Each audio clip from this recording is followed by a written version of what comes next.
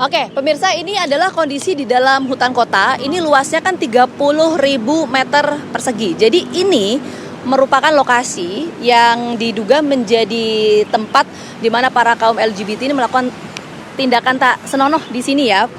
Nah, tadi kalau keterangan saksi mata kan menyampaikan bahwa betul ada aktivitas di sini. Tadi saya sempat berkeliling sebentar di sini. Mungkin kameramen saya bisa menunjukkan untuk membuktikan apakah ada aktivitas atau tidak di sini. Anda bisa lihat di sini ada beberapa barang-barang ya, ada misal tisu, kemudian aqua dan lain sebagainya, botol minuman maksud kami, dan beberapa barang lainnya. Ini menandakan bahwa ada aktivitas yang terjadi di lokasi ini, begitu. Bahkan tadi kami juga menemukan ada sejumlah barang, misalnya alat kontrasepsi, itu juga yang ditemukan oleh petugas kebersihan. Nah, kalau bisa dilihat di kawasan ini kan memang kalau Anda bayangkan tidak terlalu terang ya. Ini kondisi pagi hari. Jadi Anda bisa bayangkan bagaimana kondisinya ketika malam hari. Terus kemudian ini dipenuhi oleh pepohonan yang cukup lebat di sini. Nah, tapi setelah kemarin ini ada pemberitaan yang sempat viral di media sosial, saat ini kondisinya berbeda. Berbedanya kenapa? Anda bisa lihat di sini tidak selebat biasanya untuk pepohonan di sini karena ada beberapa yang memang tumbangkan begitu, dan ditambah di sini ada penerangan. Mungkin kameramen saya Junaidi bisa menunjukkan ke Anda. Di situ ada lampu penerangan yang memang ditambahkan oleh petugas. Kurang lebih tadi jumlahnya, kalau menurut keterangan yang disampaikan oleh petugas tempat itu ada 10 lampu penerangan. Jadi memang ini tujuannya untuk menghindari atau mencegah supaya tindakan senonoh yang dilakukan oleh para kaum LGBT itu tidak terjadi lagi. Nah, ini kan tentu jadi pertanyaan publik ya. Kenapa lokasi ini, hutan kota, dijadikan tempat bagi para kaum LGBT untuk melakukan tindakan tak senonoh? Saya akan langsung mengajak Anda untuk berbincang bersama dengan Bang MK. Ini pengamat gaya hidup sudah bersama saya. Selamat pagi Bang MK, terima kasih banyak ya sudah meluangkan waktunya pagi ini. Pagi-pagi ini nyasar ke hutan. Nyasar ke hutan. Iya. Nah, kebetulan Bang, mungkin pertanyaan saya gini ya. Tadi saya sempat ngobrol sama beberapa saksi mata gitu ya. Yang aktivitasnya juga setiap hari kan di sini ada petugas kebersihan, terus ada pedagang. Mereka menyampaikan ratusan loh Bang. Bahkan kaum LGBT itu melakukan aktivitas itu di sini. Kenapa sih? Kalau menurut Bang Hebat, kenapa harus di sini gitu, di hutan kota?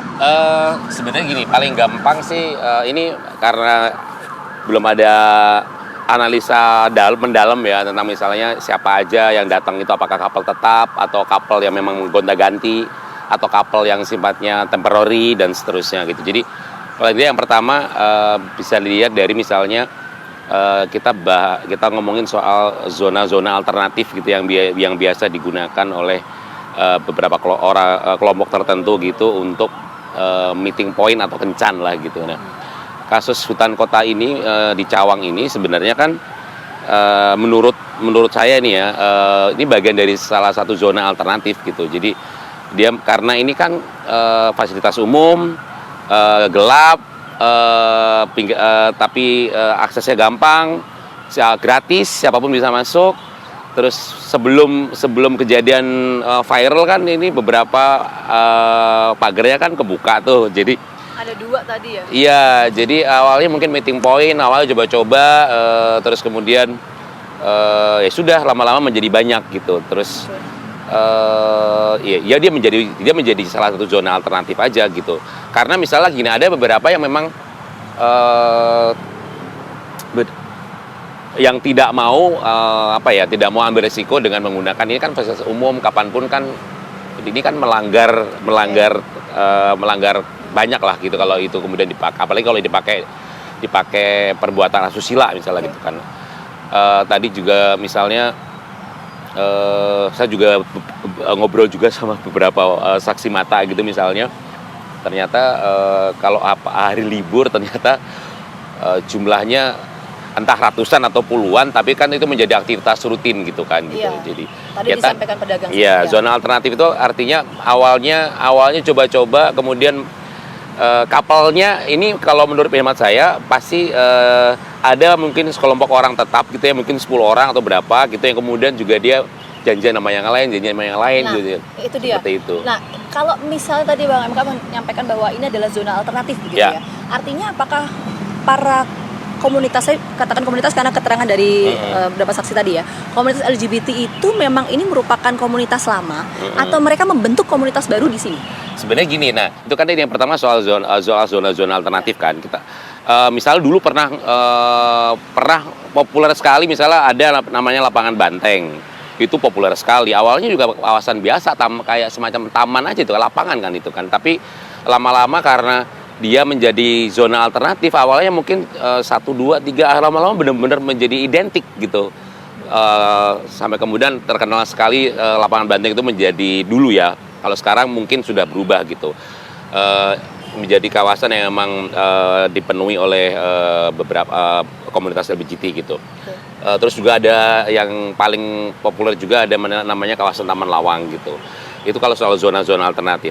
Nah, hal kedua adalah ini kita akan bicara kelas gitu, bahwa kan sama halnya kan masing-masing ini orang punya strata sosial kan gitu. Jadi mereka-mereka yang strata sosialnya di atas pasti tidak akan menggunakan zona-zona alternatif yang tidak aman tanda kutip gitu. Bahkan menengah pun juga akan berpikir ulang untuk menggunakan zona-zona alternatif yang itu sebenarnya fasilitas umum gitu. Dulu ada kasus misalnya beberapa pesta besar gitu ya, pesta seks besar yang dibikin oleh kaum LGBT itu 2 kali besar, dan itu yang ketangkep gitu ya. Itu pun ranahnya kelas-kelas stratanya masih menengah gitu. Nah, yang kelas atas itu sama sekali kebanyakan mereka akan zona-zona yang dipakai itu sudah kayak seperti apa ya, zona-zona yang sebenarnya aman dan nyaman gitu. Jadi dia akan memilih misalnya meeting point-nya, kalau dia punya apartemen sendiri ya udah akan di apartemen. Kalau dia bisa menyewa suite hotel ya dia akan menyewa suite hotel dan seterusnya gitu. Menengah mungkin dia akan menggunakan beberapa kafe atau tempat hiburan malam yang memang identik gitu, dijadikan sebagai ajang nongkrong atau meeting point mereka gitu.